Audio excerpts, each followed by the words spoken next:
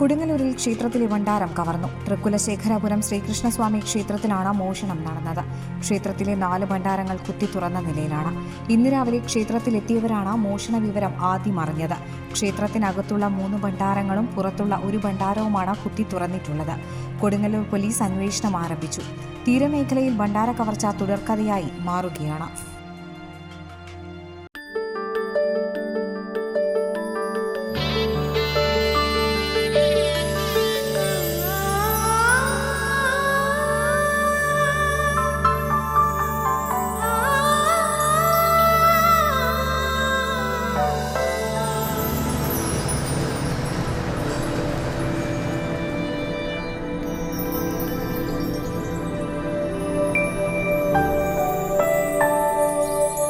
നിങ്ങളുടെ അധ്വാനത്തിന് സത്യമുണ്ട്, ഞങ്ങളുടെ സ്വർണത്തിനും. Ishara gold and diamonds, Thriprayar and Kodakara.